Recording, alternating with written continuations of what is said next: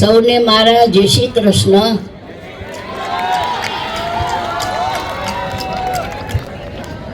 આજનો દિવસ અમારા માટે અને અમારા ગામના લોકો માટે ખૂબ જ આનંદનો દિવસ છે. સૌથી પહેલાં તો અનંત અને રાધિકા એ અહીંયા ચોરવાડી માતાના દર્શન કરવા આવ્યા. એ જાણી હું તો ખુશી થાવ, પણ ગામના લોકો ઘણા ખુશી થયા છે કે આ ચોરવાડને આંગણે અનંતભાઈ અને રાધિકાબેન લગ્નના નવા જીવનમાં પ્રવેશ કરી રહ્યા છે. અને અત્રે સૌથી પહેલાં ચોરવાડી માતાજીના દર્શન કરવા આવ્યા છે. હવે તમને બધાને ખબર છે કે મારું અને ધીરુભાઈનું લગ્ન ચોરવાડમાં થયેલું, અને આજ કરતાં 70 વર્ષ થઈ ગયા. અને આજે અમારા લગ્ન જીવનનો દિવસ છે. કોઇન્સિડન્ટલી 12મી માર્ચ. અને આજે માતાજીએ ચોરવાડના સર્વે આપણા કુટુંબીજનો કહીશ, ચોરવાડના માણસો નહીં, આ બધું અમારું એક કુટુંબ છે. અને કુટુંબીજનો અહીંયા પધાર્યા છે અને મને ખૂબ એનો આનંદ થાય છે. અને ધીરુભાઈ માટે તો તમને બધાને ખ્યાલ છે કે ધીરુભાઈ પહેલાં મેટ્રિકની એક્ઝામ આપી અને એડન જવા ગયા. એડન ગયા ત્યાં એમનું રિઝલ્ટ આવ્યું કે તમે પાસ થઈ ગયા છો, એમ એમના બાપુજીએ મેસેજ મોકલાવ્યો.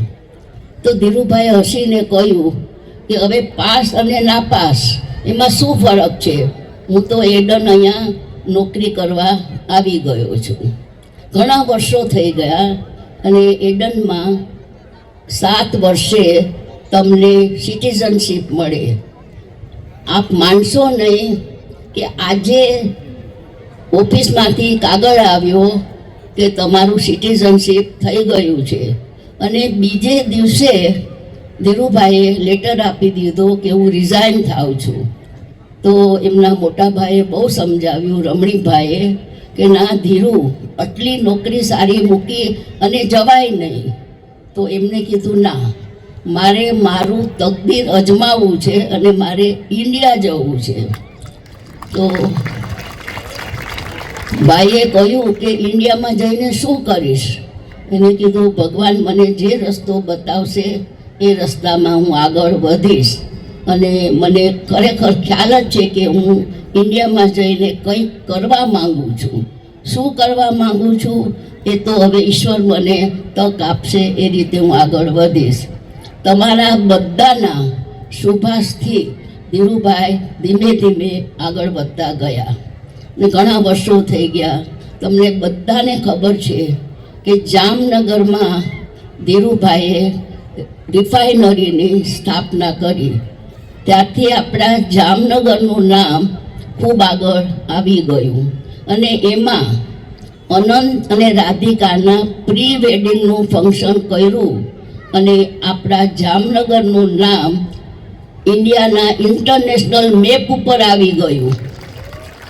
અને એમાં ચોરવાડને અમે પહેલાં યાદ કર્યું, કારણ કે ચોરવાડથી જ અમારું ભવિષ્ય આગળ નિર્માણ થયું છે.